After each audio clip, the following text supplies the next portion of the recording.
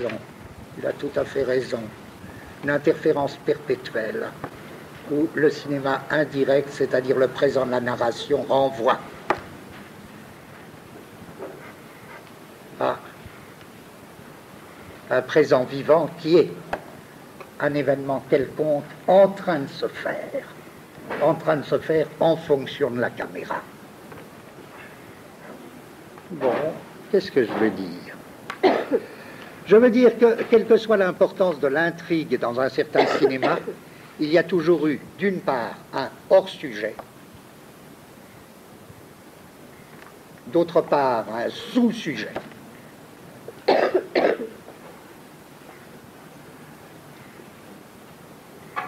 sans quoi il n'y aurait pas de cinéma. Après tout, revenons à cette question, je n'ai pas du tout le temps et donc je supprime cet aspect, j'y fais juste une allusion. Revenons à cette histoire de cinéma direct. Si j'avais cherché à appuyer mes formules précédentes, SAS et ASA,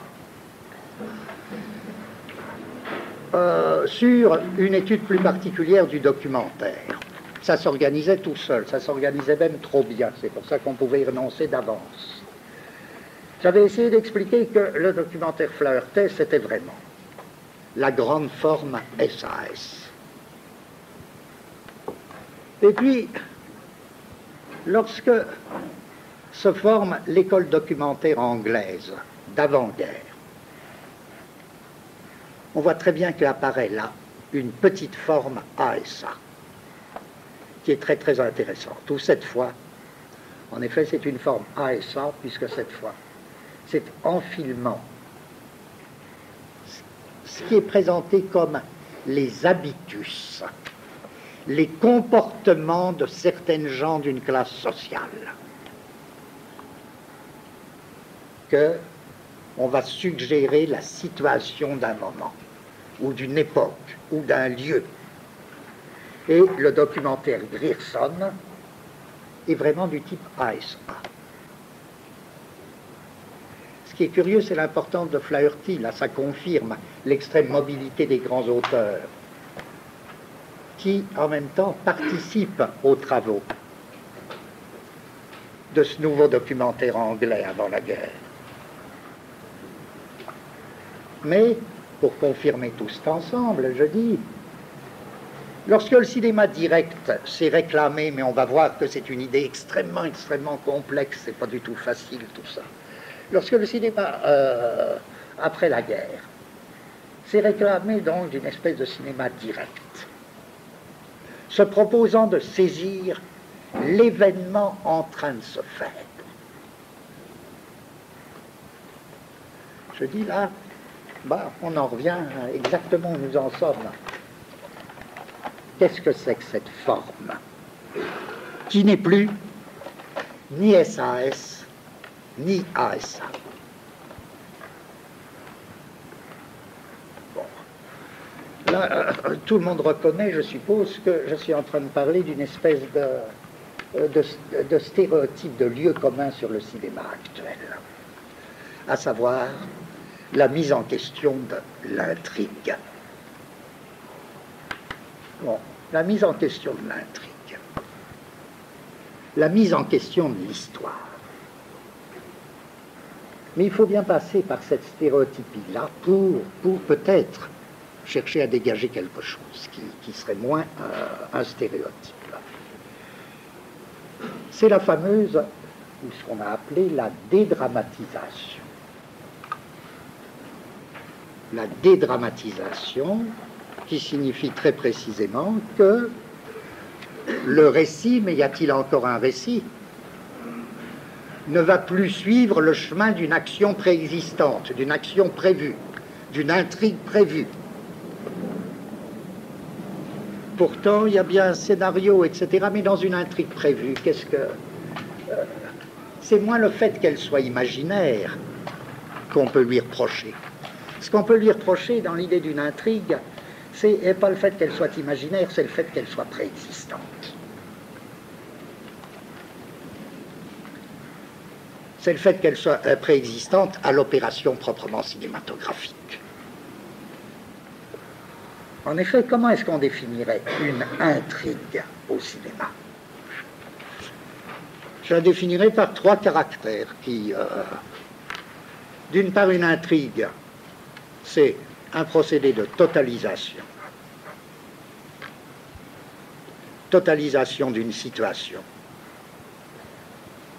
D'autre part, une intrigue, c'est un procédé d'orientation vectorielle, orientation des actions, et enchaînement de ces actions d'après l'orientation.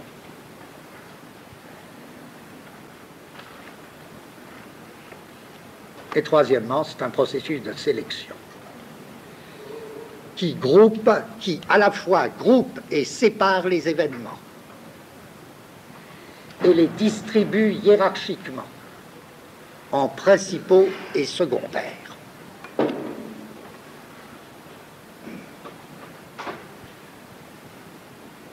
Donc encore une fois, c'est pas le fait que l'intrigue soit de la fiction qui est troublant. C'est le fait que l'intrigue soit préexistante à l'acte de cinéma. Et si je reprends les 3 caractères par lesquels je viens de définir une intrigue, je dis premier caractère, totalisation de la situation. Ça renverrait particulièrement à la formule SAS. Deuxième caractère, orientation vectorielle des actions. Ça renvoie typiquement à la formule ASA. Et sélection qui groupe et sépare les événements et distribue leur hiérarchie en principaux et secondaires, c'est la communication des 2 formes. La dédramatisation, bon, je reviens à mon thème, ça a bien été une constante, une espèce d'idéal constant du cinéma. Et à cet égard, Jean Mitry, il a toujours un peu la réaction, il en a tant vu, c'est normal chez lui. Oh, tout ça, c'est... ils exagèrent, les petits gars, il dit toujours, les jeunes, ils exagèrent parce que tout ça, c'était déjà fait de mon temps. Très difficile de ne pas avoir ces réactions. Mais quand même, écoutons-le. Il dit, bon, on nous parle de la dédramatisation, c'est-à-dire de la désintrigation, opérée par le néo-réalisme italien. Bon, très bien. Mais enfin, moi, je vais vous sortir des textes. Ce qui est ennuyeux déjà, c'est que c'est plutôt des textes que des films. Mais il sort des textes très beaux de Luc, qui consistent à nous dire quoi? Qui consiste à nous dire, dans du vrai cinéma, l'histoire doit résulter. Elle ne doit pas préexister. Elle doit résulter des images. Elle ne doit pas mener les images. Et de Luc va jusqu'à parler d'une poussière de fête. Et il énonce le projet d'un film qu'il voulait tourner avec Germaine Dulac, La fête espagnole. Et il dit, la fête espagnole, il y aurait bien un scénario, à savoir c'est l'histoire de 2 bons hommes qui se battent pour une femme qui d'ailleurs en aime à un autre. Et c'est donc il y a donc un récit. Mais il dit, il faudrait arriver à le tourner de telle manière qu'il n'y ait aucun privilège de cette ligne-là. Et que cette ligne-là n'unisse que des événements parmi d'autres. C'est-à-dire que cette ligne-là ne soit qu'une composante de la fête espagnole. Arriver à une poussière de fête. Voyez, réclamer le droit, et du hors-sujet, et du quelque chose en train de se faire, irréductible au scénario.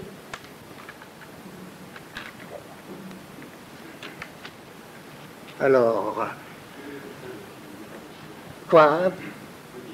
Il a été fait, mais il n'a pas été fait comme ça. C'est ça qui est très curieux. Il a été peut-être fait aussi, il y a peut-être des éléments qui vont dans ce sens. Oui, oui, ils l'ont tourné, Germaine Dulac l'a tourné, la fête espagnole. Alors, je reviens à mon thème. Il ne faut pas oublier ce que dit Mitry. Voilà, j'avance un tout petit peu, mais vraiment, je vous demande d'être toujours très patient. Moi, je me dis, cette histoire de dédramatisation, de rupture avec l'intrigue, d'une nouvelle forme d'image, qui ne soit plus aucun de nos deux pôles de l'image-action tels qu'on les a vus précédemment. C'est quelque chose de très important. Seulement voilà, si on me dit, finalement, ça a été l'obsession de tout cinéma de tout temps, je réponds, oui, d'accord. Mais d'une part, remarque qui va de soi, est-ce que ça a été réellement fait? Et si j'avais que ça à dire, je ne serais pas content de moi. Ce que je veux dire, c'est évidemment autre chose, à savoir que, même dans la mesure où ça a été fait partiellement, peut-être que ce qu'il y a de nouveau aujourd'hui, c'est que cette dédramatisation, telle que je viens de la définir, cette dédramatisation sert à un but et va avoir un effet dont le cinéma préalable, préexistant, dont l'ancien cinéma n'avait aucune idée. Alors quel est ce but? Sans doute je reviens à mon thème, l'irruption dans un nouveau type d'image, dans un type d'image tout à fait nouveau. Quel type d'image? Patience. Je reprends. Alors, SAS ne vaut plus pourquoi? Parce qu'il y a bien une situation, mais la situation ne se contracte plus dans une action principale.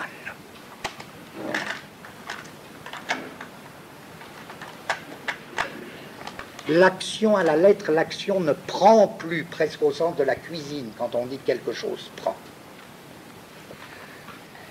Il y a bien une situation, c'est-à-dire ce qui est complètement supprimé, c'est cette espèce de forme que je disais, forme en sablier ou en coquetier. Vous voyez, le haut qui est S avec les actions parallèles ou alternées, le nœud de l'action, c'est-à-dire le duel, et la situation modifiée. La situation ne prend plus en action, elle ne se contracte plus dans une action principale. Ça, c'est le premier point. Mais la petite forme ASA ne vaut pas davantage. Pourquoi? Parce que dans la petite forme ASA, si vous vous rappelez, ça il faut que vous rappeliez quand même un peu les analyses précédentes, dans la petite forme ASA, les actions se prolongeaient et s'enchaînaient. Suivant quoi? Elles se prolongeaient ou s'enchaînaient suivant une situation motrice,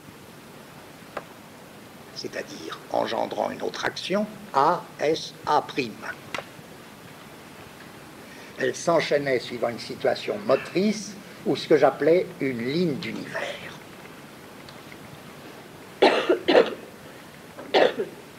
Et bien voilà maintenant que dans la dédramatisation, le second caractère, le premier caractère c'était la situation ne prend plus ou ne se contracte plus en action principale. Second caractère, c'est les actions ne s'enchaînent plus suivant une situation motrice ou une ligne de force ou une ligne d'univers. Bon, on avance un tout petit peu dans le négatif. Qu'est-ce qui a amené ça? Qu'est-ce qui a amené ça après la guerre? Liquidons, liquidons les points qui ne font pas tellement de problèmes. Toutes sortes de facteurs ont convergé pour qu'après la guerre s'opère cette espèce de mise en question de l'intrigue comme élément préexistant au tournage, au film même. Premier, je l'ai dit très vite.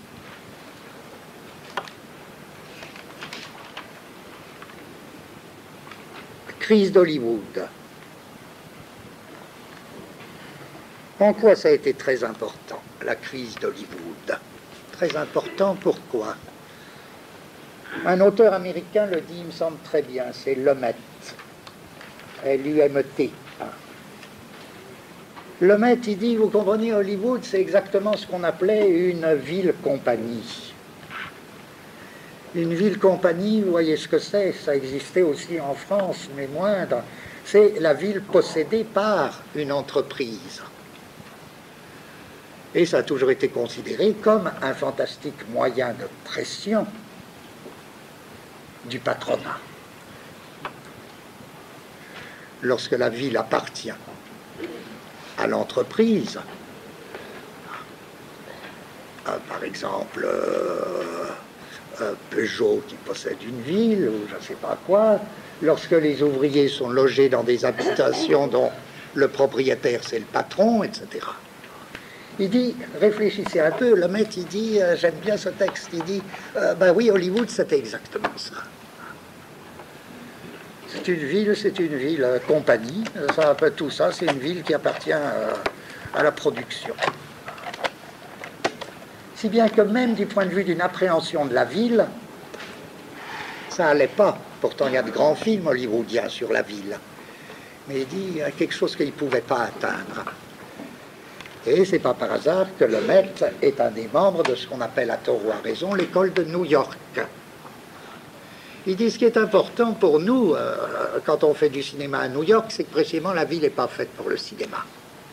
Et que le cinéma, il peut se faire, que dans une ville pas faite pour le cinéma. Et il dit, Lemaitre, moi je me sens cinéaste, je me sens vraiment autour de cinéma, précisément parce que New York, c'est une ville avec un port qui n'a rien à voir avec le cinéma. C'est une ville où je vais voir des ballets qui n'ont rien à voir avec le cinéma. Voilà tout ce qu'il dit. C'est pas une ville-compagnie. Deuxième élément, l'espèce d'ébranlement, pour ne pas dire plus, du rêve américain. Or, j'ai essayé de montrer les dernières fois que les deux formes de l'image-action, SAS et ASA', correspondaient si bien au rêve américain qu'il ne fallait pas s'étonner que ce soit les formes du film américain par excellence. Et le rêve américain, vous vous rappelez, il avait deux aspects. L'un correspondant à SAS, l'autre correspondant à SA, si bien que tout ça était parfaitement harmonieux. Le rêve américain, c'était d'une part l'idée que l'Amérique était le creuset des minorités.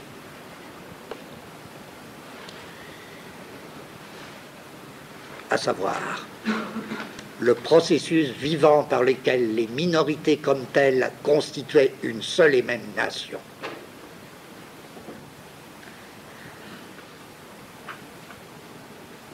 Et le second aspect du rêve américain, répondant cette fois à ASA, c'était l'idée que la situation bouge, mais que le véritable homme américain sait toujours trouver et monter l'habitus ou la réponse au changement de situation.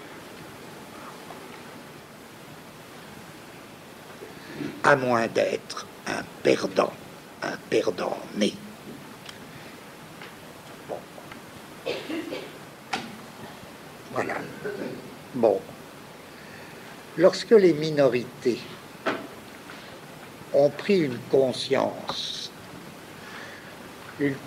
très particulière après la guerre,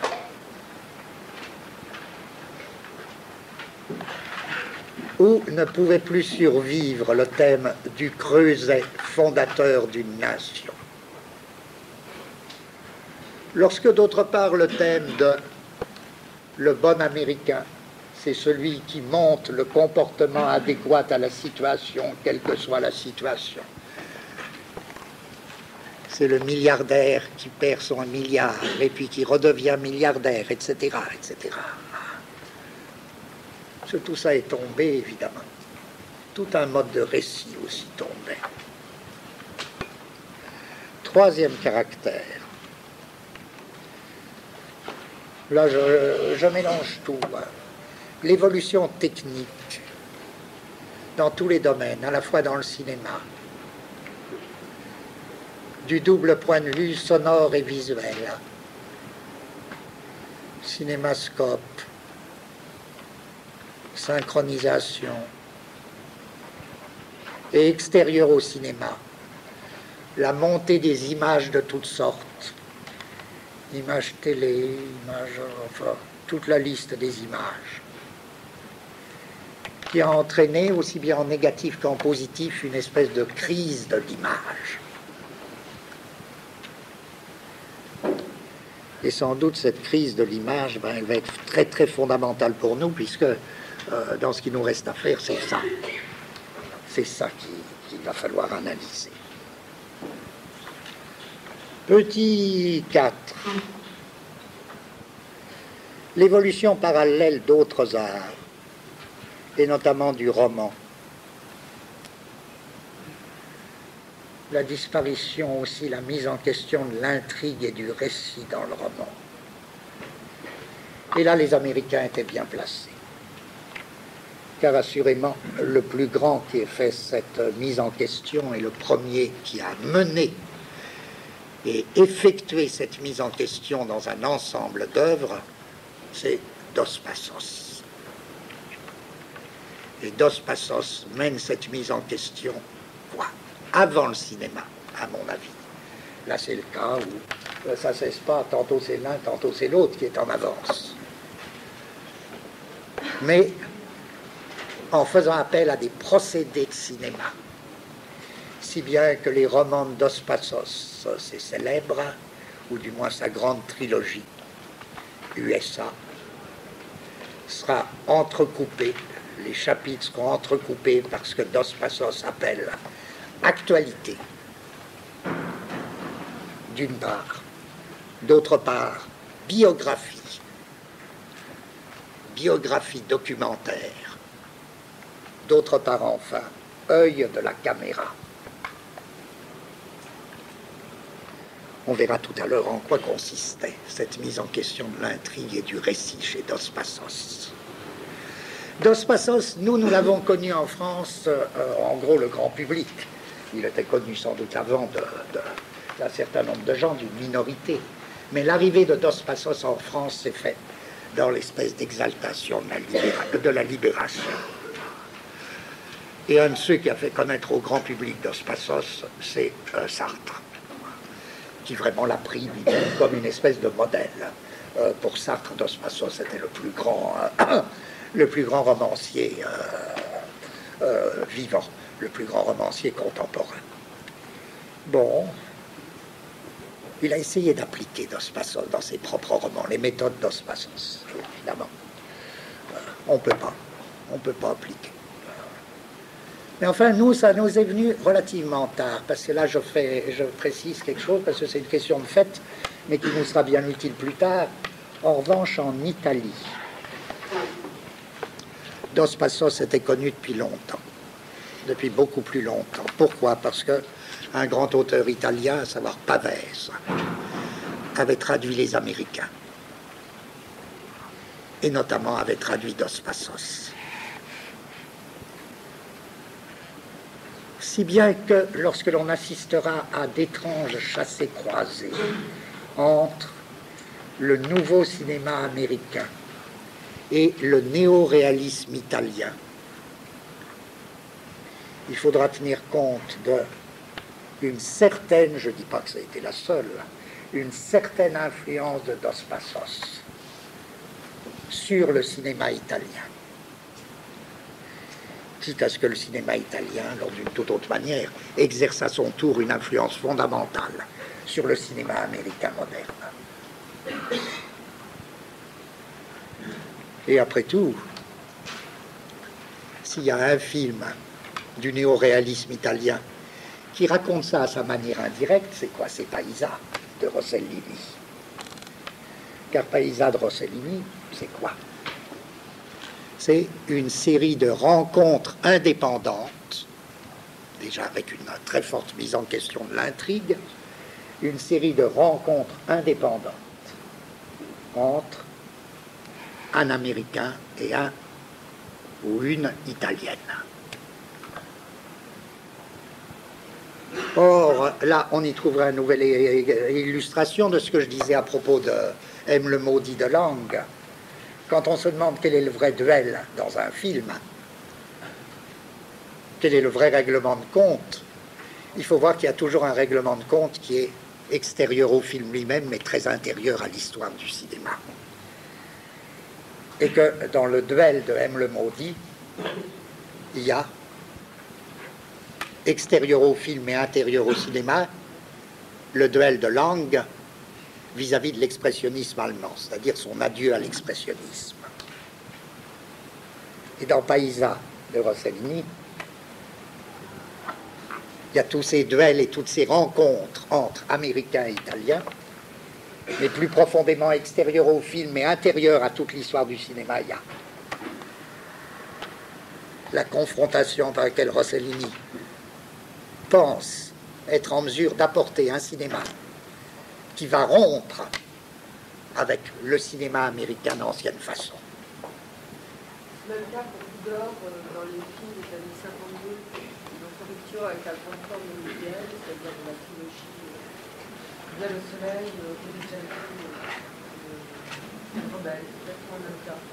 Sa rupture avec les studios, il rentre dans une période de confrontation, il abandonne tout ce qu'il a fait pendant 30 ans, il fait tourner tout et tout sous la forme qu'il avait présentée avant pendant 30 ans. Ouais. Oui, il y aurait ça tout le temps, je crois, chez... Donc, vous voyez, bon, ce que je dis, c'est donc toutes sortes d'éléments, et puis j'en oublie, et puis il y a eu la guerre, mais ça, je ne veux pas en parler, en quoi la guerre, je ne veux pas en parler maintenant. Alors, essayons de dire, eh ben, en quoi consiste, alors je précise. Vous voyez que la situation se complique, puisque j'ai déjà fait plusieurs fois allusion au néoréalisme italien. Bon, mais je fais une parenthèse là-dessus. Et en effet, c'est eux qui, avant tout, ont lancé le thème de dédramatisation ou suppression ou mise en question de l'intrigue. D'accord, c'est eux, mais on le met de côté. On le met de côté pour le moment.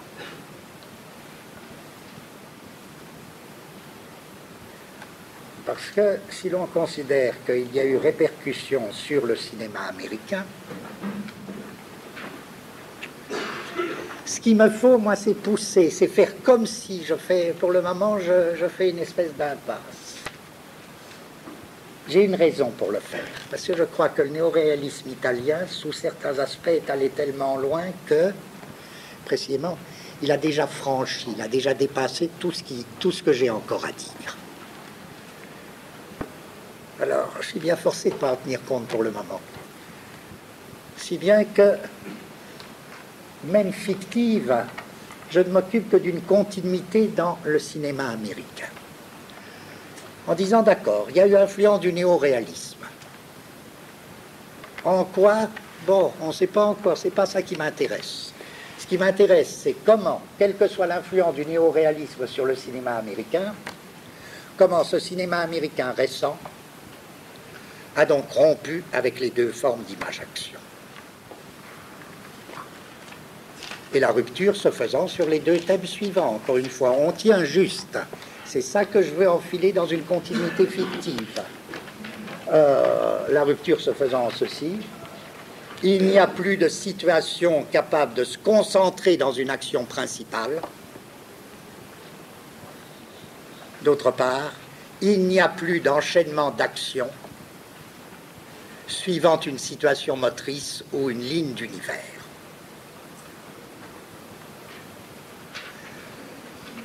Donc, et là, je m'occupe que du cinéma américain. Ben, premier aspect, en effet, la situation ne prend plus dans une action principale, ne se contracte plus dans une action principale. En d'autres termes, ça revient au même, la situation a cessé d'être collective. Il n'y a plus de totalité collective. Et pourtant, il y a bien une espèce de totalité, mais c'est une totalité dispersive. Là, je voudrais aller vite parce que je ne me rends pas compte s'il faut que... Si je vais trop vite, vous me le dites. Je veux bien, mais on a tellement à faire. En d'autres termes, la totalité collective, c'était cette totalité qui réunissait tous ces éléments de manière à les serrer dans une action principale. Et bien, dans un certain cinéma, c'est fini, dans un certain cinéma américain. Qu'est-ce qui apparaît? Il y a pourtant totalité, mais un tout nouveau type. Il y a encore un récit, mais un tout nouveau type. Un récit qu'il faut appeler non plus collectif, mais dispersif. Il y a bien une narration, si on y tient, mais alors est-ce que c'est encore une narration? C'est une narration dispersive. Il y a bien une totalité, c'est une totalité dispersive. Bon, et après tout, cette idée d'une totalité dispersive, c'était l'idée fondamentale déjà de Dos Passos.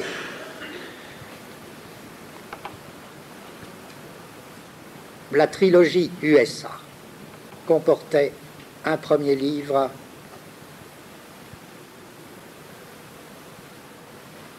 le 42e parallèle.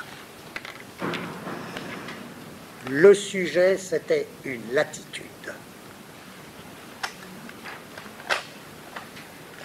Le deuxième tome s'appelait 1919.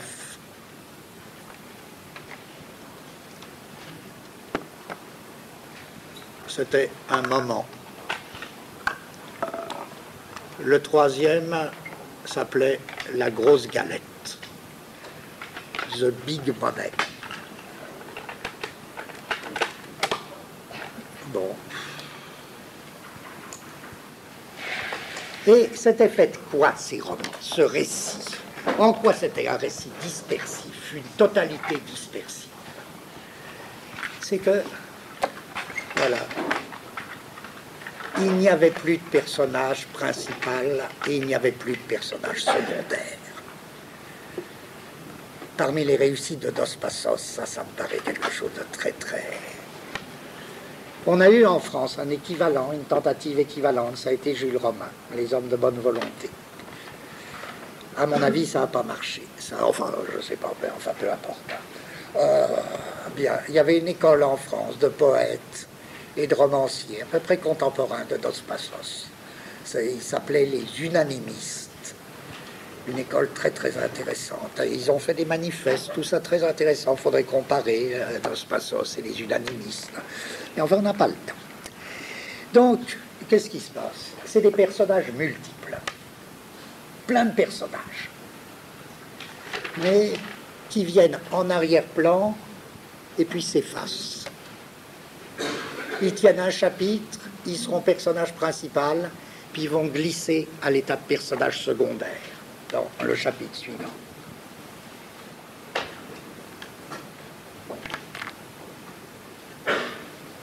Et entre ces personnages, il y aura tantôt des interférences, tantôt pas d'interférences du tout. Les interférences, même quand elles sont là, seront réduites au minimum. Un personnage est traité dans un chapitre comme personnage principal. Et puis, il devient personnage secondaire, c'est-à-dire, on apprend par le nouveau personnage principal, ah oui, qu'il s'est marié. Puis il ressurgira, mais voilà qu'il n'est plus marié. Il y a une ellipse là, tout ça. Bon, c'est le premier caractère très très simple de la technique Dos Passos. Je dis, dans le cinéma, il a fallu attendre un certain temps, parce que qui c'est le plus pur, je ne peux pas dire disciple, puisque il n'applique pas Dos Passos. Qui est-ce qui retrouve dans le cinéma américain actuel? Qui est-ce qui a retrouvé les techniques de Dos Passos au niveau du cinéma? Et on a fait une réalité cinématographique, c'est Altman. Altman, c'est ça.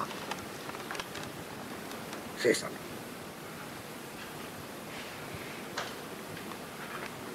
Et l'espèce de, pas seulement chez Altman, mais dans tout ce cinéma dont je vais parler, un thème constant. Je veux dire aussi bien chez Lemaitre que chez Cassavetes. Et chez Altman, très fort, vous avez le thème « Il n'y a plus de personnages principaux ni de secondaires ». En d'autres termes, vous n'introduirez pas dans le récit une hiérarchie quelconque. Un personnage principal est provisoirement principal. Le personnage principal n'est que le premier des personnages secondaires à un moment donné. Le personnage secondaire est lui-même principal, au moins virtuellement, etc. Tout ce thème que vous trouvez. Encore une fois, pas seulement chez Altman. C'est très important quant à une négation, c'est très simple, si vous voulez, c'est très simple, mais les techniques, elles sont simples. C'est très important du point de vue d'une espèce de critique du récit. Or, le film de Altman, il y en a beaucoup, mais les deux films, du moins principaux, quant à cette technique de la réalité dispersive, ou de la totalité dispersive, où il n'y a plus ni principal ni secondaire, c'est évidemment Nashville,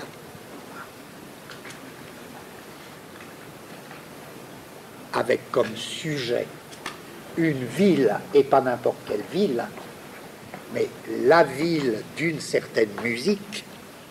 On verra pourquoi, que c'est très très important ça.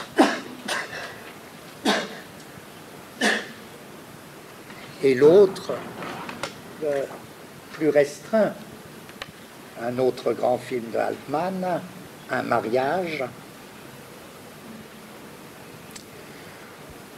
où Altman détaille avec beaucoup de contentement l'existence de 48 personnages, tout en disant, vous n'avez aucune raison de considérer celui-ci comme principal par rapport à celui-là qui serait secondaire. Et là, c'est tout le thème d'Altman, et qui est évidemment lié au cinémascope, et qui est lié au son synchrone. Il y a les fameuses techniques les 8 pistes sonores de Nashville, enfin toutes sortes de choses. Là, je ne développe pas tous ces points, mais tout le thème de Altman arrivait à faire plusieurs mises en scène en une. Ça, c'est la formule de la totalité dispersive. Et il emploiera des moyens techniques très variés. Tantôt la profondeur de champ. Mais c'est pas forcé. La profondeur de champ, elle n'était pas faite spécialement pour ça. Je veux dire, c'est une utilisation très originale de la profondeur de champ, sans servir pour faire du dispersif. Au contraire, il y a des auteurs qui servent de la profondeur de champ pour faire de la contraction et pour avoir des effets de contraction maximale. Et tantôt, c'est pas la profondeur de champ. Par exemple, Nashville, c'est beaucoup plus de l'aplat, de l'étalement.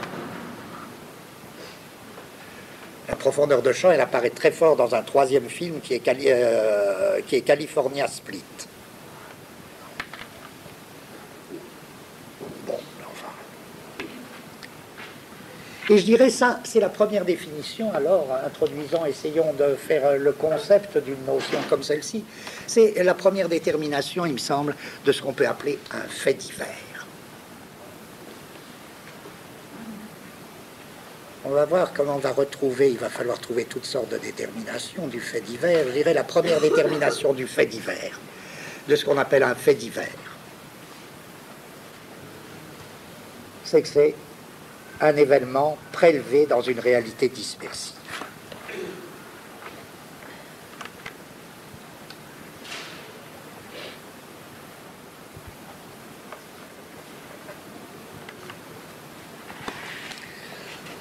Or, la ville comme réalité dispersive, je crois vraiment que ça impliquait la sortie d'Hollywood. Remarquez que ça implique, tout ça, sentez déjà comment tous les thèmes s'enchaînent, ça implique aussi une toute autre appréhension des minorités. Les quartiers suivant les minorités, les quartiers de minorité, là il ne s'agit plus du tout d'un creuset d'où sort la nation, d'où sort la nation nouvelle manière américaine, c'est plus du tout ça. C'est un vrai, c'est vraiment le récit patchwork.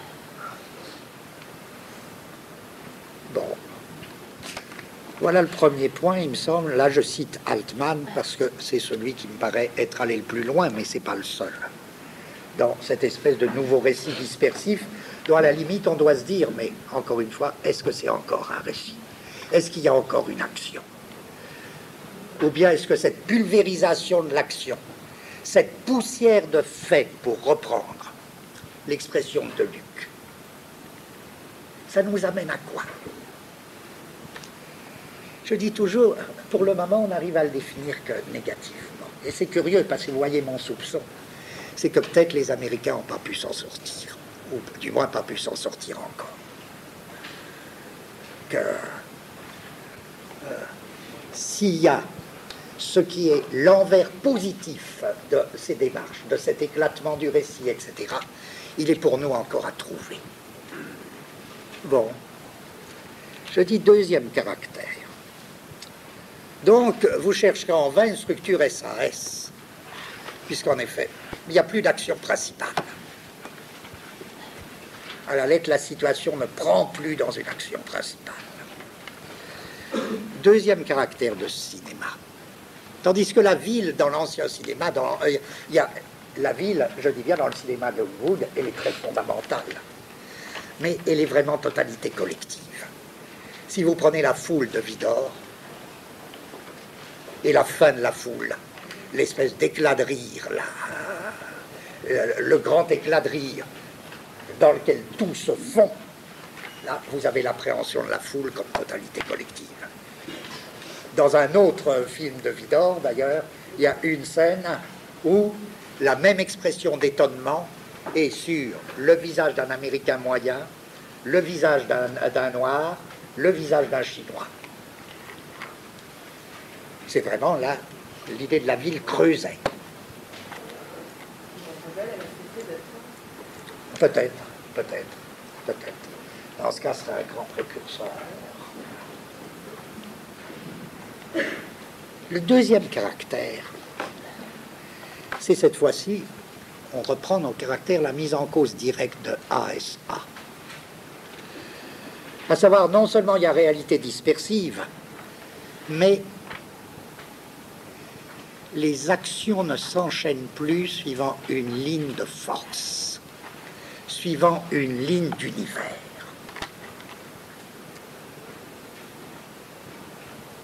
Et ça, c'est très important. Si bien que les événements sont comme flottants, liés par quoi? Liés au hasard. Gardons pour le moment le mot hasard. Là encore, c'est purement du négatif en apparence. Et ça va nous donner quoi? Je disais tout à l'heure réalité dispersive ou totalité dispersive. Là, ce second niveau, c'est un peu autre chose, mais vous sentez à quel point c'est lié. Et on passera du premier caractère au second, là dont je parle maintenant, comme tout seul, comme tout naturellement. Ce sera quoi? Je dirais cette fois-ci, ça n'est plus la formule réalité dispersive, c'est la formule la balade. La balade. La balade, c'est une image mouvement, c'est pas qu'une image mouvement, tiens. Je retrouve quelque chose que je venais de suggérer tout à l'heure. La balade, ça a deux sens. La balade, c'est bien se balader, oui, d'accord. Mais c'est aussi le poème de danse. La petite chanson. La ritournelle dansée. Bon. Gardons ça, on va voir ce qui se passe. Pour le moment, je prends balade, oui, c'est la balade. Ça veut dire succession d'événements qui ne sont plus enchaînés suivant une ligne ou une fibre d'univers, suivant une situation motrice, mais qui semblent enchaînés au hasard de la balade. Et qu'est-ce que c'est ça? Pas tout de suite, si ça ne fait rien. C'est pressé, à moins. Pas tout de suite, sinon. Qu'est-ce que c'est ça?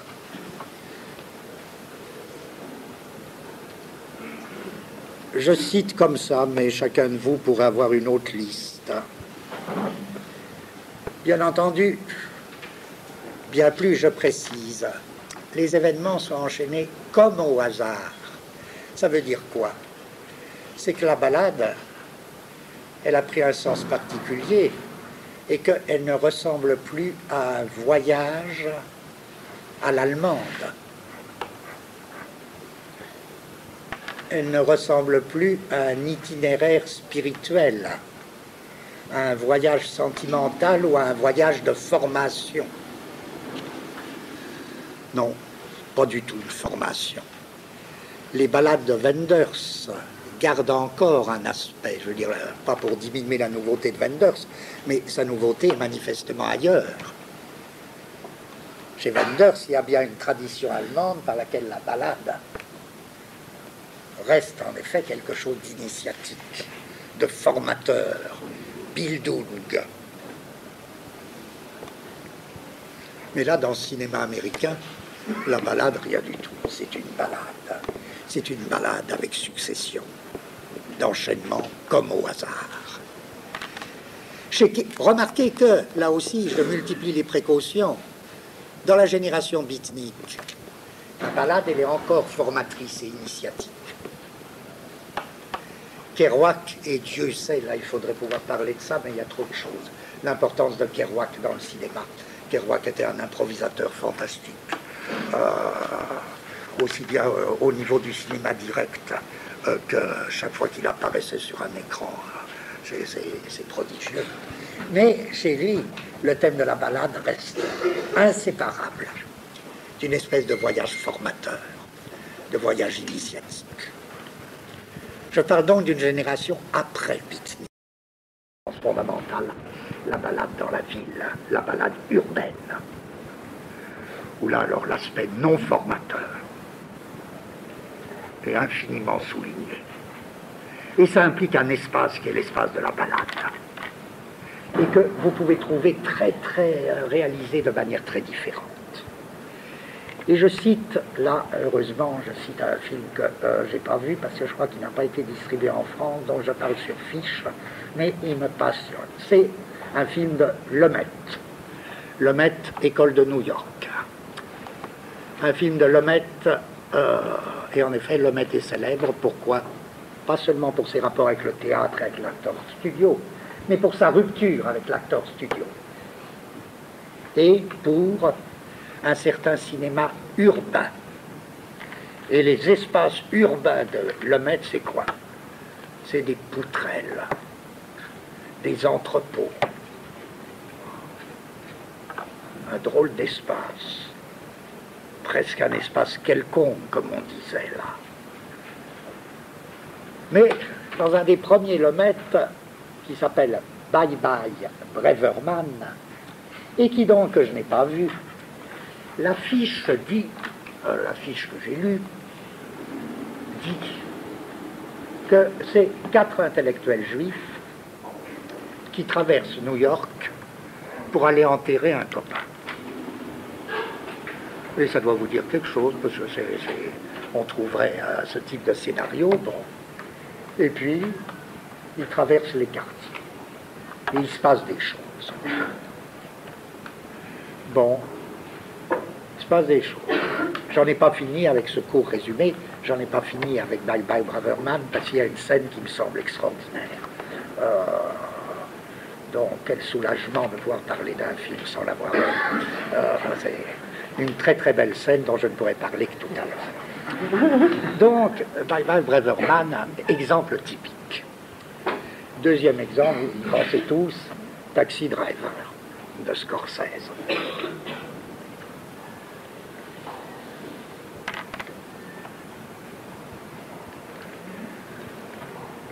Troisième exemple,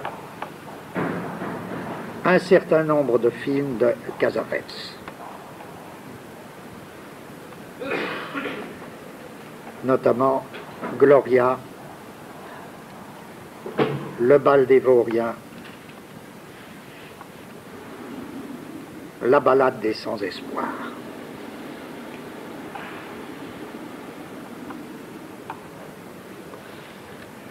Quatrième exemple, beaucoup de films de Woody Allen. Au point que, d'une certaine manière, Woody Allen, ce serait la version burlesque du film balade. chacun ayant son style, chacun ayant... Mais bon, assez d'exemples. Comment la définir, la balade, alors? Qu'est-ce que ça veut dire? Des événements qui s'enchaînent comme au hasard. C'est quand même trop vague, là. On reste dans le vague aujourd'hui. C'est que, d'accord, mais on va pas trop dans le vague. C'est pas possible, tout ça. Qu'est-ce que ça veut dire? Eh bien, voilà ce que ça veut dire. Il arrive plein de choses à ces gens en balade. Mais ce qui leur arrive, et sentez que c'est un style de vie très particulier, ce qui leur arrive ne leur appartient pas. Les événements surgissent, les situations se forment. Je ne peux même pas dire qu'ils y soient indifférents. Parfois, ils y sont vaguement indifférents. Vaguement. Comme s'ils étaient seulement à moitié concernés. C'est tout nouveau. Le rendez-vous compte par rapport au jeu. Vous sentez tout de suite une nouvelle génération d'acteurs. S'il s'agit de trouver les acteurs capables de jouer les événements en tant qu'ils n'appartiennent pas à celui à qui ils arrivent, il vous faut d'autres techniques que l'acteur studio. Et pourtant, ça peut découler de l'acteur studio. Enfin, l'agitation de l'acteur studio, le type qui n'arrête pas d'intérioriser la situation, c'est-à-dire de faire sien l'événement. Ça ne va plus marcher. Un autre style d'acteur va naître. Le type qui, à la lettre, l'événement se pose sur lui, ne lui appartient pas vraiment. Même si c'est sa mort. Et on ne peut pas dire qu'il soit indifférent. Il agira, il réagira. En ce sens, il reste un bon Américain. Parfois, il réagira avec une extrême violence. Et en même temps, ça ne le concerne qu'à moitié.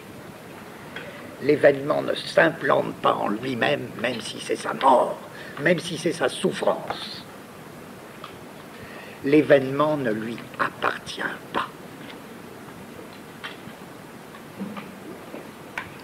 Or, ça, c'était le second grand caractère du récit de Dos Passos. Les gens devenaient milliardaires, perdaient leur fortune, d'accord. C'est pas que ça les touchait pas, on ne peut pas dire ça. Mais ça les touchait sur un mode perpétuellement de l'amorti. Ils voyaient leur mort arriver. C'était comme dans un accident de voiture où on la voit. Dieu que j'aurais besoin de ça pour dégager ce à quoi je veux arriver. Vous savez, comme on la voit arriver. C'est même comme ça qu'on s'en sort, mais on la voit. Elle est là, puis bon, mais ça ne me concerne pas. Dans tous les accidents de voiture, vous savez, il y a ce moment où le temps s'étire, on le voit, on est calme. C'est après qu'on tremblote. Hein. On est tout calme, on voit. Bon, c'est tout. Ça ne m'appartient pas. Je sais que cet événement va me coûter la vie, ça ne m'appartient pas. Cet événement me donne la fortune, oh oui, d'accord, ça ne m'appartient pas. Qu'est-ce que c'est que cette manière, alors pour parler concret? Revenons à Altman. California Split. S'il y avait un thème principal, ce serait le jeu et les joueurs. Il n'y a pas d'événement principal. Vous allez d'autant mieux comprendre pourquoi. Les joueurs gagnent, perdent, ils agissent, ils sont qu'à moitié concernés. Et à la fin de California Split, il y a un des personnages, que je ne peux pas dire principal, parce qu'il n'est vraiment pas principal. Altman s'intéresse aussi bien à ce qu'il y a dans la profondeur de champ, c'est-à-dire la foule, et pas du tout aux deux joueurs. Mais l'un des deux joueurs a fait un gros gain et termine, et ça me paraît très symbolique, ça fait partie des phrases symboles qui éclairent un film, et le joueur dit « et le pire ». Et le pire, c'est que ça ne me fait pas beaucoup d'effet. Pourtant, il se comportera comme la tradition le veut. Il dira au besoin, ah bon, j'ai gagné. Ou il dira, oh, j'ai perdu. C'est des personnages qui ne cessent de vouloir se débarrasser de l'événement. Voilà. L'événement ne leur appartient jamais. L'événement se pose sur eux, les choisit un moment, et puis c'est un événement suivant qui va les choisir à son tour. Alors ils vont perdre leur fortune. Et chez Dos Passos, c'est absolument comme ça. C'est absolument comme ça. C'est cette impression que l'événement n'arrive qu'étonnamment amorti. Alors, je dis ça, c'est très très important pour le cinéma. Aussi bien du point de vue de la création, de la mise en scène, que du point de vue du jeu des acteurs. C'est une nouvelle race d'acteurs, c'est un nouveau type de mise en scène. Je prends le cas Cassavetes, parce que c'est là presque, ou bien le cas Taxi Driver, Scorsese. Vous pouvez l'appliquer à ce chauffeur de taxi qui fait sa balade de taxi. Il voit la ville perpétuellement à hauteur d'homme. C'est plus cette fois-ci les gratte-ciel et les contre-plongées. C'est la ville horizontale, c'est la ville couchée, c'est pas la ville debout. C'est la ville dispersive, c'est la succession des quartiers, c'est pas la ville collective. Et en même temps, tout ce qu'il voit, presque à travers son rétroviseur, des événements, tant que ça ne se passe pas dans son taxi, comme dit un chauffeur, et les chauffeurs de taxi sont très comme ça, vous pouvez faire tout ce que vous voulez en dehors de mon taxi. Voilà. Bon. Mon taxi, ça c'est chez moi, mais tout ce qu'il voit sur les trottoirs, des événements qui ne lui appartiennent pas. Et quand lui agit, parce qu'en même temps ça tourne dans sa tête, tous ces événements qui ne lui appartiennent pas, c'est des actions qui lui appartiennent à peine. Il fait le simulacre, tuer quelqu'un, jusqu'au moment où il va vraiment passer à la tuerie. Il fait la grande tuerie. Elle ne lui appartient pas plus. La veille, il voulait se suicider. Son suicide ne lui appartient pas plus que ses assassinats. Et à la suite de sa tuerie, il va devenir héros national. Héros national quoi? Pendant 2 jours. Oui, on va parler de lui 3 jours, 2 jours, civilisation, comme on dit, civilisation de l'image. Et puis il aura comme souvenir ces machins. L'événement ne lui a jamais appartenu. Et c'est d'une autre manière, avec son style à lui, que chez Cassavetes, ça apparaît aussi, ça, ce type d'homme. Ce type du film balade. À savoir l'événement qui n'appartient pas à celui à qui il arrive. Pardon, il faut que j'aille au secrétariat. Vous partez pas, hein, vous partez pas parce que j'en ai pas pour longtemps. Oh, écoutez, c'est terrible ça.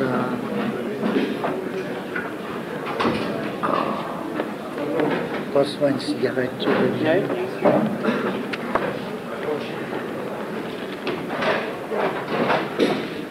Je voudrais une clochette. Non, monsieur, on l'emmène la prochaine fois.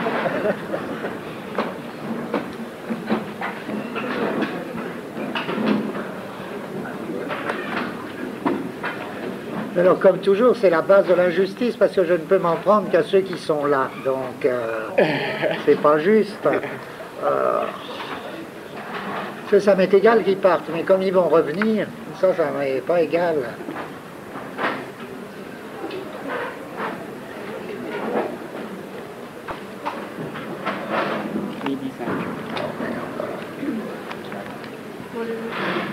Tu monteras par là, comme ça ils peuvent rentrer.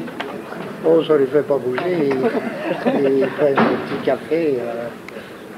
Moi, que tu commences à... Bon, alors,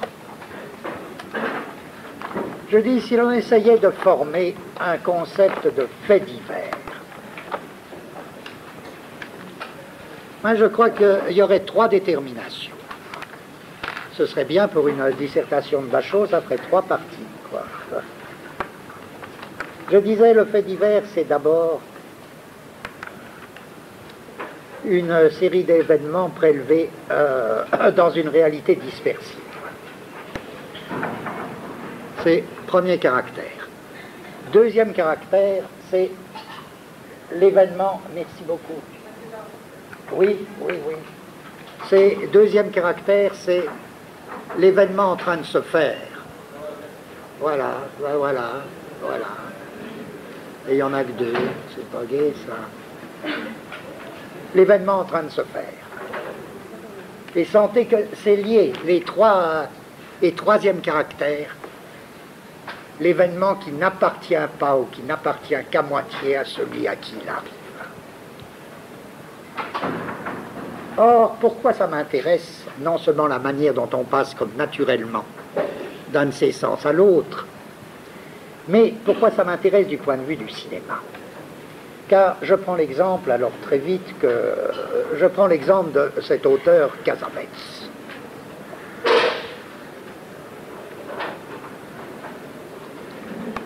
Bon,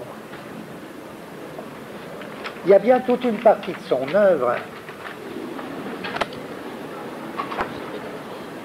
Lui aussi, c'est acteur studio et puis rupture avec l'acteur studio.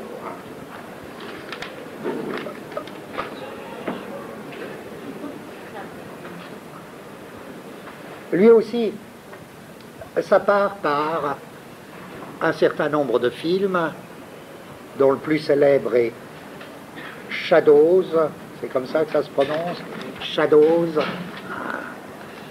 qui est particulièrement célèbre, et qui prétend être quoi? Du cinéma direct? Non, pas exactement, plus complexe que ça. Mais le cinéma direct, c'est tellement complexe. Donc on peut dire tendre vers une sorte de cinéma direct. Il y a pourtant un minimum d'intrigue.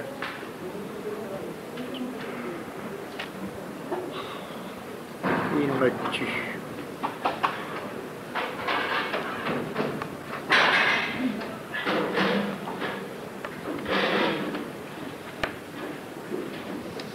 Il y a un minimum d'intrigue. À savoir, le thème, c'est un noir qui n'a pas l'air d'être noir et qui a un frère qui, lui, est vraiment noir. Une fille qui est leur sœur, qui n'a pas l'air non plus d'être noire. Elle tombe amoureuse et réciproquement d'un blanc. Et Cassavetes insiste beaucoup là-dessus. Ce qui est important, c'est que ça se passe à New York. Parce qu'à New York, c'est la ville où les barrières raciales sont le moins explicites. Vous voyez, c'est pas du préexistant. Ville libérale entre toutes. Mais suggère Cassavetes les micro-barrières, les barrières qui se font sur le moment, quitte à se défaire à un autre moment, sont d'autant plus frappantes. Et tout un racisme gagne en latence ce qu'il a perdu en expression directe et en institution. Et donc, dans Shadows, il va y avoir la grande scène lorsque tout le monde est réuni, mais vous allez voir que cette réunion est précisément sur le mode de la réalité dispersive, et que le blanc amoureux s'aperçoit avoir le frère vraiment noir de la fille qu'il aime, que la fille est elle-même une noire. Alors va jouer là tout un truc où Cassavetes, qui a pris pourtant des acteurs professionnels, dit, suivant sa technique à lui, qu'il laisse aux acteurs le maximum d'improvisation à partir de ce cas-là. L'événement en train de se faire. Mais ma question, c'est pourquoi est-ce que, dans une autre partie de son œuvre, Cassavetes passe à une autre structure. À savoir, cette fois-ci, c'est plus l'événement en train de se faire, c'est l'événement qui typiquement n'appartient pas à celui à qui il arrive. Gloria. Gloria, le scénario est exemplaire. La mafia liquide toute une famille portoricaine dans mon souvenir, et n'est sauvé de cette famille qu'un petit garçon que les parents ont eu le temps de chasser de l'appartement et de confier à une voisine d'immeuble.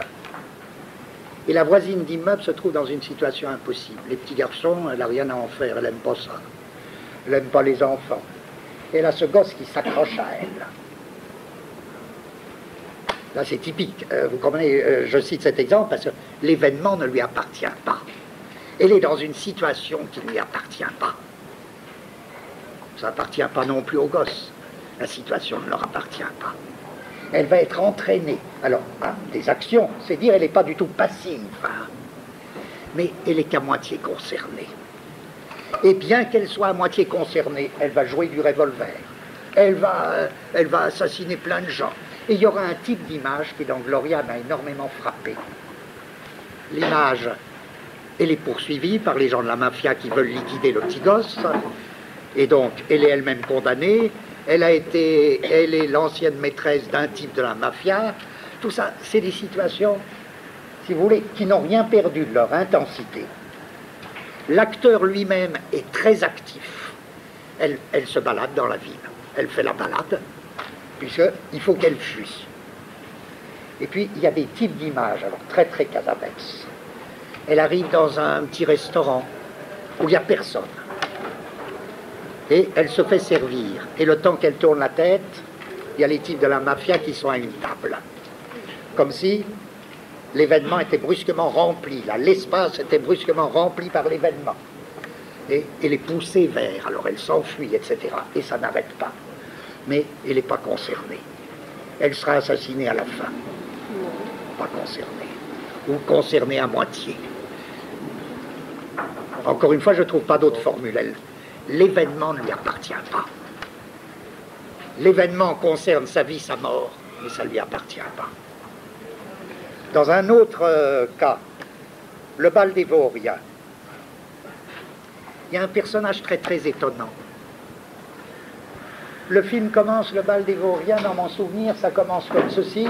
Il y a un type assez charmant, très charmant, mais c'est un charme très spécial, le charme de l'homme à qui arrivent des choses qui ne lui appartiennent pas. Ça peut donner un charme, ça peut donner de pauvres types. C'est un côté, oui, le pauvre type, les héros de Dos Passos, l'insignifiant, mais aussi ça peut donner des charmes très très étranges. Et alors là, dans le bal des Vauriens, bon, il commence par chercher des filles. Il est en plus patron de cabaret, il réunit 3 filles, mais il ne les emmène pas. Comme si il a agi, il s'est donné la peine de réunir les 3 filles, mais il n'a rien à leur dire, il n'a rien à faire avec. Hein. Ça ne le concerne qu'à moitié, alors il se met à jouer. Ça ne le concerne pas non plus, il perd. D'accord, il perd. Bon, mais je rends très mal compte de cette impression, vous sentez, c'est une drôle d'atmosphère. C'est vraiment le film balade. Même balade intérieure, les événements se lient au hasard. Il perd et il n'essaie même pas de rembourser. Là aussi, ça ne lui appartient pas tellement. Du coup, alors, la mafia, à nouveau, lui dit, bon, ben, tu vas tuer quelqu'un pour nous. Bon. Il va tuer un pauvre Chinois. Et tout le film continue comme ça. Très curieux, c'est ce type de personnage. Qu'est-ce qui se passe là-dedans, je dis. Alors, je fais mes parallèles parce que ça m'avancera pour... vous sentez, on chemine quand même vers des résultats que je voudrais beaucoup plus positifs. Mais je ne suis pas sûr, encore une fois, que le cinéma américain actuel nous le donne. Il faudra changer d'atmosphère pour dégager les résultats positifs de tout ça. Je dis quand même, en France, à mon avis, il y a un type qui a réussi ça. Avec de tout autres moyens, qui a réussi, qui a un peu aussi ce thème. de l'événement qui n'appartient pas à celui à qui il arrive, et qui en a tiré un cinéma en effet de très, très grand charme, avec un type d'acteur particulier, c'est Truffaut. Si vous pensez à Tirer sur le pianiste, très très typique, moi je vois de grandes ressemblances entre le cinéma Cassavetes et le cinéma Truffaut, je suppose, sans influence directe de l'un sur l'autre, mais ça me paraît très, ceux qui ont vu ou revu Tirer sur le pianiste, c'est très ça, le type et le charme là de l'acteur, c'est-à-dire d'Aznavour, est très de ce type, type qui est jamais qu'à moitié concerné, l'événement se pose sur lui, l'habite un instant, puis c'est un autre événement. On ne peut pas dire qu'il se laisse aller. Encore une fois, l'héroïne de Gloria, elle ne se laisse pas du tout aller. Elle tire, elle protège l'enfant, elle veut se débarrasser de l'enfant. Mais d'une certaine manière, il ne cesse pas de se débarrasser de l'événement au lieu de le faire leur. C'est des anti-stoïciens, si je voulais dire quelque chose. Le stoïcisme, c'est fait tien l'événement qui t'arrive. Et d'une certaine manière, en un tout autre style, l'acteur studio, il ne cesse pas de faire comment faire sien l'événement qui lui arrive, ou qui est censé lui arriver. Là, c'est pas ça. C'est pas ça. C'est très curieux. Chez Truffaut, je vois ça dans Tirer sur le pianiste et dans la trilogie. Dans la trilogie Baiser volé, l'amour conjugal et le troisième, je ne sais plus quoi. Et c'est pas par hasard qu'un acteur, alors, si je cite un acteur français, un acteur du type Jean-Pierre Léaud, est fondamentalement le personnage de ce film Ballade. C'est notre version à nous de ça. Bon, voilà. Vous prolongez de vous-même. Hein. J'insiste, j'ai oublié plein de choses dans Lemaitre. Il y en a plein comme ça, de films Ballades. Même Un après-midi de chien, la balade, elle est rétrécie. Si vous vous rappelez les mouvements de l'après-midi de chien. Étonnant. Étonnant. L'espèce de ballet entre la grande pièce de la banque et la rue. Il y a tout un film Ballade. Et le pauvre type, joué par Pacino, le pauvre type là, il n'est même pas concerné. Pourtant, il agit. Dieu qu'il agit. Il séquestre. Son copain se fera tuer. Et puis, la grande balade, alors, jusqu'à l'aérodrome. Tout ça. Lemaitre avait déjà réussi ça avec Serpico. Il le retrouvera avec Le Prince de New York. Il y aurait plein d'exemples de ce type de film. D'où troisième caractère. Vous voyez, mais mon premier caractère, c'était, quant à ce nouveau mode de récit, entre guillemets, c'était la réalité ou la totalité dispersive. Deuxième caractère, qui détruisait SAS. Deuxième caractère, c'était le film Ballade, qui cette fois suppose une rupture de l'autre formule ASA, puisqu'encore une fois, les événements ne s'enchaînent plus suivant une ligne d'univers. Et vous voyez pourquoi ils semblent s'enchaîner au hasard. Ils ne s'enchaînent pas au hasard. En fait, ils ont l'air de s'enchaîner au hasard parce qu'ils ne tiennent pas, au sens de tenir, ils ne tiennent pas à l'individu sur lequel ils se posent. Cette mort me fait mourir et pourtant c'est pas la mienne. Cette richesse m'arrive et pourtant c'est pas la mienne. Encore une fois, le fin mot de tout ça, c'est California Split. Et dire que ça ne me fait même pas d'effet. Et encore une fois, ce n'est pas de l'indifférence. C'est pour ça que j'arrive mal à le dire. C'est pas de l'indifférence. C'est beaucoup plus de l'appartenance, c'est-à-dire de la non-appartenance. Or ça, c'était pleinement un Dos Passos, je veux dire, au niveau de la littérature.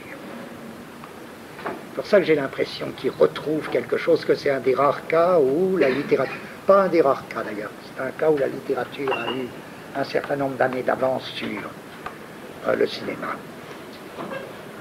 Bon, troisième caractère qui nous reste à faire. Comment expliquer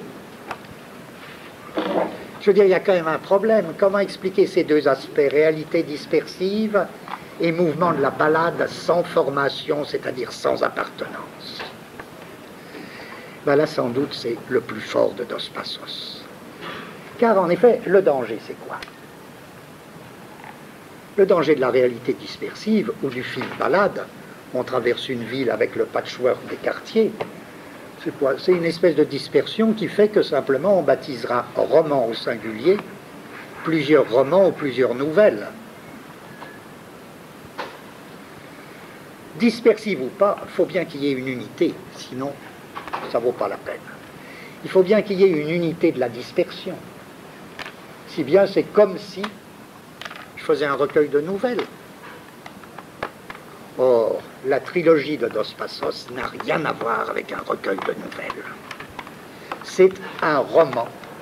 Et c'est une nouvelle forme d'unité d'un roman. Je dis donc, où est l'unité? Tant du point de vue de la réalité dispersive que du point de vue de la balade sans appartenance, que du point de vue du rapport entre les deux.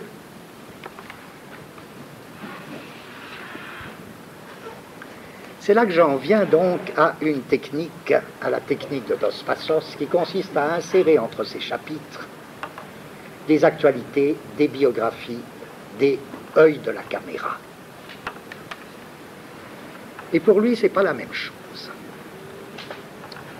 Car je crois, et là j'invente rien, parce que ça a été très bien montré par, justement, quelqu'un qui à la Libération était très proche de Sartre, qui est Claude Edmond Magny, et qui avait fait un livre qui est resté un livre très important, sous le titre « L'âge du roman américain », où elle insistait énormément aux éditions du Seuil, où elle insistait énormément sur une comparaison entre roman américain, cinéma américain.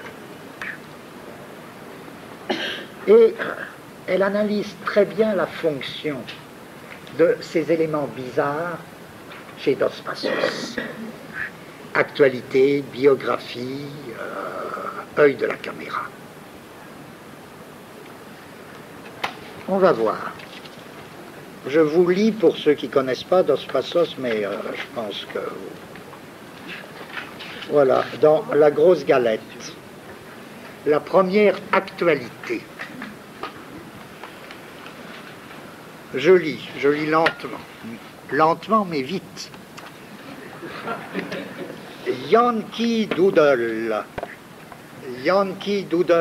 cette mélodie. Le colonel House arrive d'Europe. C'est apparemment un homme très malade. Yankee Doodle, cette mélodie. Pour conquérir l'espace et voir de la distance. Mais le temps n'est-il pas venu, il faudrait chaque fois changer de voir, mais le temps n'est-il pas venu pour les propriétaires de journaux de se joindre à un mouvement d'intérêt général pour apaiser les esprits inquiets, en leur donnant certes toutes les nouvelles, mais sans insister sur les désastres en vue. Situation inchangée tandis que s'élargit la lutte. Ils ont permis au cartel gouvernemental de l'acier de fouler aux pieds les droits démocratiques qu'ils avaient si souvent affirmé être l'héritage sacré des habitants de ce pays. Yankee Doodle, cette mélodie, Yankee Doodle, cette mélodie, je me lève et je crie « Hurrah !» Les seuls survivants de l'équipage du schooner Bonato sont emprisonnés à leur arrivée à Philadelphie. Le président qui va mieux travaille dans sa chambre de malade. USA, j'arrive. Et je dis, il serait question de bâillonner la presse, que nul pays n'est plus admirable. Charles Schwab, retour d'Europe, a déjeuné à la Maison-Blanche. Il a déclaré que le pays était prospère, mais qu'il pourrait l'être plus. Malheureusement, trop de commissions d'enquête se mêlent de ce qui ne les regarde pas. Que mon pays, de la Californie à l'île de Manhattan. Voilà une actualité Dos Passos. Qu'est-ce que ça veut dire, ça? Et que l'actualité, ce qu'il appellera actualité, c'est d'abord entre deux chapitres qui traitent de personnages. Vous vous rappelez, il n'y a plus de personnage, voilà, les deux acquis pour le moment, il n'y a plus de personnage principal et de personnage secondaire d'une part, d'autre part, les événements qui surviennent n'appartiennent pas, ou n'appartiennent qu'à moitié à ceux à qui ils arrivent. Là-dessus, entre chapitres, actualité c'est quoi? C'est une espèce de pot-pourri de fragments d'articles de journaux, de chansons en cours à l'époque, de chansons à la mode, de petites annonces, de faire-part. Voilà l'actualité. Les biographies romancées ou pas romancées, les biographies qui également s'insèrent entre les chapitres, c'est par exemple une biographie de Ford qui surgit tout d'un coup. Bon, une biographie d'homme ayant eu de l'importance à l'époque, ou une biographie d'un acteur, d'une actrice. L'œil de la caméra, c'est plus complexe. Elle s'insère aussi, et c'est quoi? C'est généralement une espèce de monologue intérieur qui n'est pas tenu par le personnage secondaire ou principal dont il est question, mais qui est tenu par un anonyme dans une foule supposée. Par exemple, un personnage est sur le quai de la gare et attend le train. On sait qu'il attend un tel, autre personnage, chez Dos Passos. L'œil de la caméra, ce sera le monologue intérieur de quelqu'un qui est sur le quai de la gare aussi, mais qui ne connaît absolument pas le personnage. Les personnages en question, et qui dévide son monologue intérieur. Voilà 3 procédés. La biographie, l'œil de la caméra, l'actualité. Qu'est-ce qu'il en attend, Dos Passos? C'est ça qui circule à travers tout le livre. Pourquoi? Parce qu'il ne les fabrique pas au hasard, ces actualités, ou ces monologues intérieurs, œil de la caméra. Il ne les fabrique pas du tout par hasard. Tantôt ça préfigure, tantôt ça devance. Quelque chose qui ressemble de près ou de loin à un événement qui va, avec des petits tirets, ne pas appartenir au personnage auquel il arrive. Ça devient une technique diabolique. Hein. Je veux dire, il me semble ça peu... c'est pas du collage. C'est pas non plus du cut-up. À mon avis, c'est une technique très efficace et qui est proche à la fois, qui emprunte des éléments de collage, des éléments de cut-up. C'est très très curieux comme technique. Et qu'est-ce que ça veut dire? Qu'est-ce que ça veut dire? Ben, il est temps maintenant de... Pourquoi? Voilà pourquoi. Je dirais que ces 3 éléments, eh ben, ils ont bien quelque chose de commun. C'est des clichés. Appelons ça des clichés. C'est des clichés. Des clichés flottants. Des clichés anonymes. Biographie de grand homme. Monologue intérieur d'une personne anonyme. Clichés, partout des clichés. Partout des clichés, c'est-à-dire partout des images. C'est le monde des images clichés. Le monde conçu comme vaste production de l'image cliché. Et les clichés peuvent être sonores ou optiques. Clichés sonores, des paroles. Clichés optiques, des images visuelles. Mais bien plus, ils peuvent être intérieurs ou extérieurs. Il n'y a pas moins de clichés dans notre tête que sur les murs. Et c'est ce que montre très bien Claude Edmond-Magny, à savoir, comme elle dit, les personnages de Dos Passos, ils n'ont pas de fort intérieur. Ça veut dire quoi? À l'intérieur d'eux, il y a la même chose qu'à l'extérieur, à savoir clichés, rien que des clichés. Et quand ils sont amoureux, c'est d'une manière, c'est comme si en eux-mêmes, ils racontaient de la manière la plus stéréotypée du monde à quelqu'un d'autre les sentiments qu'ils éprouvent. Car les sentiments qu'ils éprouvent, c'est eux-mêmes des clichés. Et quand je dis le cliché, il peut être intérieur ou extérieur. Et il est en nous, non moins qu'hors de nous. Et notre tête, elle est pleine de clichés, non moins que. Si bien qu'il ne faut pas accuser les murs, il ne faut pas accuser les affiches. On produit les affiches autant que les affiches nous produisent. Cliché, il n'y a que ça. C'est une vision plutôt pessimiste, mais on verra qu'est-ce qu'on peut en tirer. Tout ça, on nage dans le négatif, dans tout ça. Cliché partout, cliché qui flotte, qui se transforme en cliché mental, qui revient en cliché physique, tout ça. Qu'est-ce qui se passe? Il faut évaluer la parole, il faut évaluer les images au poids. Ce sont des forces physiques. On dit aux gens, parlez, parlez, parlez, allez-y, parlez, exprimez-vous. Et voyez, c'est terrible le direct. Allez, exprimez-vous directement. Directement. Mais ce qu'ils ont à dire, et ça je le dis d'autant plus que je le vis, sauf cas exceptionnel, sauf quand j'ai bien préparé, qu'est-ce que vous ou moi on a à dire? Sinon précisément les clichés dont on se plaint qu'on nous les impose quand nous ne parlons pas. Et qu'est-ce que nous entendons à la radio, à la télévision? Qu'est-ce que nous voyons de jour en jour? Et plus que c'est direct, plus que c'est pathétique.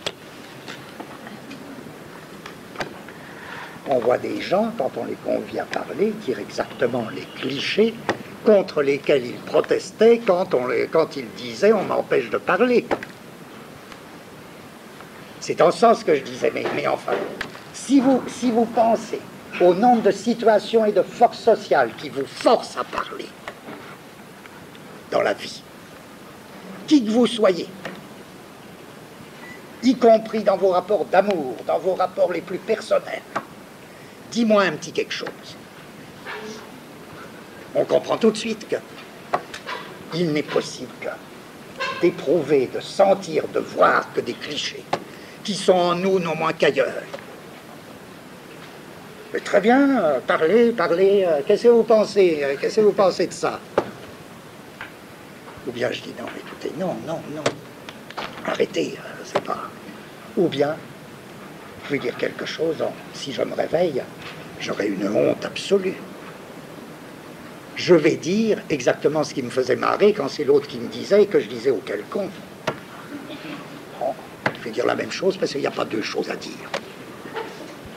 Passez à la radio, passez à la télé, vous vous retrouverez crétin. Vous vous retrouverez crétin, pourquoi?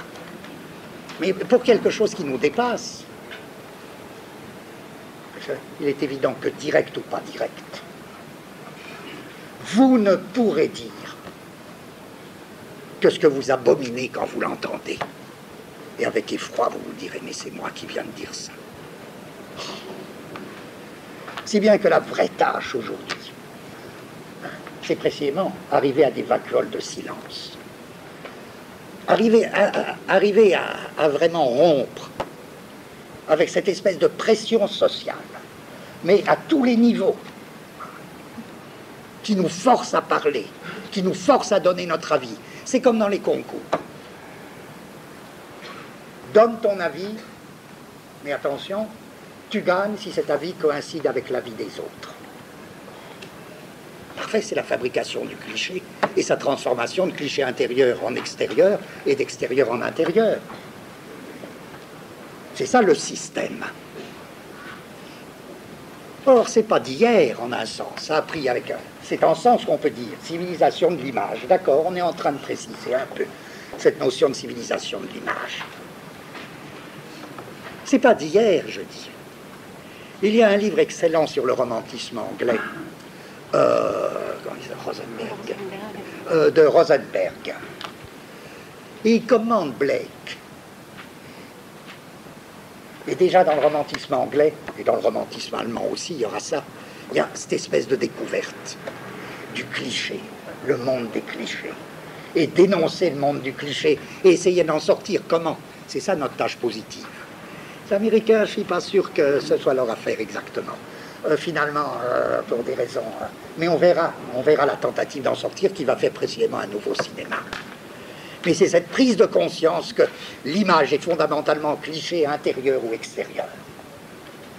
C'est de là qu'il faut partir. Et c'est à ça que le cinéma américain arrive. C'est cette prise de conscience fondamentale. Cliché, tout est cliché. Il faut presque aujourd'hui en rester à cette conclusion très désolante, puisque l'espoir va nous arriver la prochaine fois. L'espoir va nous arriver, on sera sauvé. Mais il faut bien passer par cette prise de conscience. Or, Blake, cité par Rosenberg, Blake a une phrase, j'aurais pu vous dire, elle est signée Godard. C'est vraiment une phrase. Oui, Godard a une phrase, donc, qui est signée Blake. Il y a un extérieur étalé à l'intérieur et un extérieur étalé... non, pardon. Il y a un extérieur étalé à l'extérieur et un extérieur étalé à l'intérieur. Je veux dire, si vous prenez, c'est une phrase d'un fragment d'un poème qui est Jérusalem. Il y a un extérieur étalé à l'extérieur et un extérieur étalé à l'intérieur. C'est exactement le monde du cliché. C'est exactement, ça me paraît convenir, mais mot à mot au roman d'Os Passos. Si bien que qu'est-ce qui va faire la communication entre tous ces personnages qui ont très peu d'interférences les uns avec les autres? Qu'est-ce qui va faire l'unité de la réalité dispersive? Je peux répondre maintenant. Pour Dos Passos, c'est les actualités, les biographies, l'œil de la caméra, c'est-à-dire l'univers mental et physique du cliché. Et ça va culminer dans quoi? Finalement, ça va culminer dans la petite chanson. La petite rengaine, Yankee Doodle. Yankee Doodle qui va passer d'un point à un autre, qui va se répandre là sur tout le monde. Bref quoi, une petite ritournelle. Et voilà que la ritournelle intervient au cinéma comme quelque chose de fondamental. Pourquoi? Le petit air. Du coup, ça va nous lancer plein de problèmes, parce que je fais un bond. Il y a un autre grand auteur de cinéma qui a su utiliser la ritournelle avec génie, c'est Fellini. Il est clair que je ne parle pas de cette ritournelle-là, qui a une toute autre fonction, la ritournelle Fellini. Mais si on était amené... Excellente scène d'Os Passos. Ça, c'est des morts anonymes, là. Et voilà que le type se balade dans le cimetière, et donne aux morts les dernières nouvelles. Il s'est passé ceci, des nouvelles qui concernent personne, quoi. Ils sont morts, c'est des morts anonymes, pourtant chacun a sa petite case, hein. Il se balade dans le cimetière, il dit, vous savez, les Anglais viennent de bombarder les Malouines, quoi. Ouais, oh, et puis mon voisin, il a fait du bruit hier, puis il chantonne une petite chanson. Bon, une actualité. Une actualité pour qui, pourquoi? Ça ne le concerne pas. Ça ne concerne pas les morts. Ça concerne quoi? Ça concerne le surgissement et la mobilisation de l'image cliché pour elle-même. Deuxième exemple, la fin célèbre de Nashville de Altman. Après un assassinat affreux, la réalité dispersive se réunit. Tous les personnages sont là. Et ils se réunissent pourquoi? Alors, la collectivité se reforme. Une chanteuse très lamentable, une chanteuse ratée, entonne une petite chanson, une ritournelle. Et cette ritournelle va être reprise par des enfants, par une bande d'enfants, qui n'est pas du tout liée à l'assassinat qui vient de se produire. Et Altman commente. Il dit, ben oui, on peut interpréter ça de manière très différente, parce que c'est une coutume en Amérique, il dit, vous voyez, quand une catastrophe arrive, on se réunit pour chanter, ce n'est qu'un au revoir, etc. On se réunit pour chanter, et il dit, bien sûr, c'est ridicule, moi, c'est ridicule, il dit, mais d'un autre côté, on pourrait dire c'est héroïque. Et puis c'est très important que ce soit une chanteuse nullarde, qui attend depuis longtemps le grand moment de sa carrière, qui ne viendra jamais. Bon, elle lance ça, c'est elle qui chante. Bon, et puis les enfants reprennent. Et il dit quoi? Et un soldat aussi. Ouais, ouais, ouais, ouais, ouais, ouais. La chanson, elle s'en va. Le cliché passe ailleurs, à la petite chanson. Et il cite un autre de ses films, mais que je n'ai pas vu, ça n'a aucune importance, où la chanson a encore beaucoup plus d'importance, la petite ritournelle Altman. C'est quoi? C'est quoi? Je ne sais plus, ça n'a pas d'importance. Hein, vous me croyez, il y a un autre film. Ah, Un couple parfait. Parce que dans Un couple parfait, dit-il, les chansons la comblent des ellipses de l'action. Et elles sont directement en rapport avec tel moment de la vie d'un des personnages. Donc, la petite chanson, le cliché qui passe, là, devient réellement un élément de cette espèce de narration dispersive. Il ne faut pas s'en tenir à la petite chanson, encore que cet aspect ritournelle ou petite chanson, j'en aurais besoin particulièrement dans l'avenir. Mais, il faut considérer que dans tout ce cinéma, le cliché va apparaître sous quelle forme? Eh bien, pas seulement sous la forme de l'image visuelle, etc., mais d'un pouvoir, et que ça va déterminer la présentation du pouvoir politique, ou plus profondément du pouvoir social, sur la ville comme réalité dispersive. Et la ville comme réalité dispersive ne pourra jamais être saisie qu'à travers le système d'images, c'est-à-dire de clichés flottants qu'elle produit elle-même. Comme s'il y avait là alors une double dimension de l'image. Image de la réalité dispersive et cette image elle-même recouverte par les images clichés qu'elle produit. Ça se voit nettement chez Lemaitre. Ou quoi? Où tout est quadrillé par système d'écoute téléphonique, système de la télé dans le fameux network, système de bande magnétique dans Serpico et surtout dans Le Prince de New York. Voyez, le cliché, c'est pas seulement l'affiche sur le mur, c'est pas seulement l'idée toute faite dans ma tête, c'est aussi tout le système de contrôle qui va définir précisément et qui va mettre en mouvement tout cet ensemble. Si bien que mes trois dimensions ont, il me semble, une cohérence dans ce nouveau mode de récit, mais pour le moment, une cohérence uniquement négative. Je reprends réalité dispersive, balade sans appartenance. Troisièmement, cliché mouvant, mobile.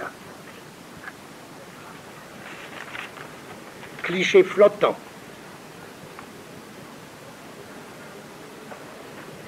C'est comme si, quoi. J'arrive à une première conclusion. C'est comme si l'image.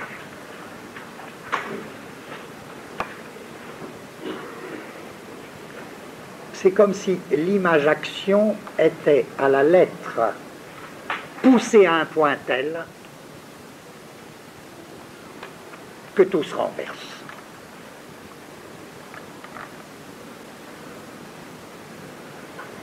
La question, ce n'est plus comme on en est depuis le début de notre analyse. La question commence à ne plus être.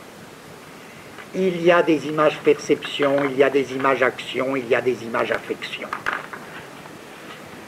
La question tend à devenir: nous ne percevons que des images. Nous ne sentons que des images. Nous n'agissons, nous ne mouvons que des images.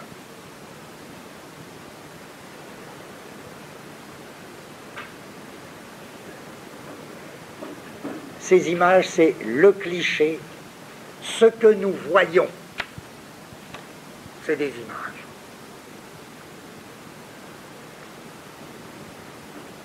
Ce que nous éprouvons, c'est des images.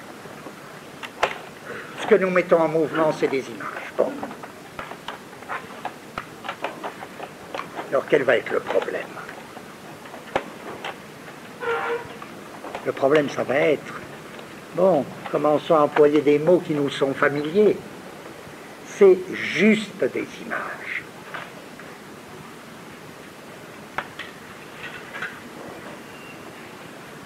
C'est juste des images. Comment on va faire? En d'autres termes, s'il y avait une question positive, ce serait, c'est quoi? Ce serait comment arriver à percevoir l'image cliché de telle manière que ce ne soit plus un cliché. Comment arriver à sentir affectivement l'image cliché de telle manière que ce ne soit plus un cliché. En d'autres termes, est-ce qu'on peut extraire de l'image cliché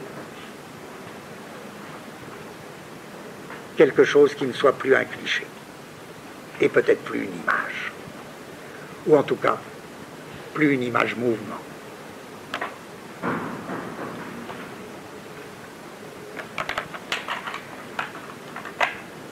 Et je dis juste pour en finir, les Américains, le cinéma américain actuel est allé très loin, il me semble, très très loin dans cette découverte, dans cette espèce de renversement critique du problème de l'image cinématographique.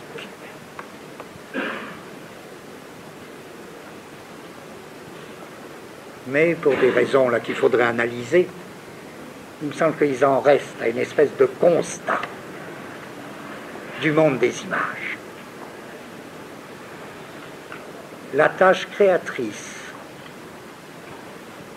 ce qui n'est pas rien, je veux dire, ce qui fait un cinéma extrêmement beau, extrêmement profond. Hein. J'ai presque envie de dire, oui, mais la direction positive, provisoire, il y aura d'autres directions positives. La direction positive provisoire que l'on peut saisir, très bizarrement, on ne peut la saisir alors que si l'on saute dans une autre lignée et qu'on va refaire comme s'il fallait à nouveau partir pas à zéro, mais reprendre le chemin que nous avions tout à l'heure court-circuité, à savoir, qu'est-ce qui se passait dans le néo-réalisme? Qu'est-ce qui se passera? Qu'est-ce qui s'est passé dans la nouvelle vague française? Est-ce qu'ils sont arrivés à la même découverte que le cinéma américain et à la même limite de cette découverte? Certains, oui. D'autres, est-ce que d'autres ont fait une espèce d'échappée ou sont en train de faire une espèce d'échappée? Vers quoi? Vers une direction positive, puisqu'aujourd'hui, on est resté. Si loin qu'on ait essayé d'aller, on est resté dans des déterminations malgré tout négatives. Donc, il faut reprendre l'histoire du néo-réalisme en se demandant si quelque chose n'a pas échappé. Dans les définitions classiques, puisqu'il y a une littérature abondante du néo-réalisme, et voir s'il n'y a pas aussi quelque chose dans la nouvelle vague qui est très particulier, et qui enfin nous ferait sortir non seulement de l'image cliché, mais de l'image mouvement, puisque l'image mouvement a fini par nous précipiter dans l'image cliché. Là donc, on est pour la première fois à une espèce de grande division de notre sujet. On sent les possibilités de enfin sortir de l'image mouvement, c'est sa faute, puisqu'elle nous amenait à cette espèce d'universalité du cliché flottant. Tant pis pour elle, il y en a d'autres. Alors, je le disais depuis le début, il y a d'autres images. C'est elle qu'il va falloir sentir. Voilà.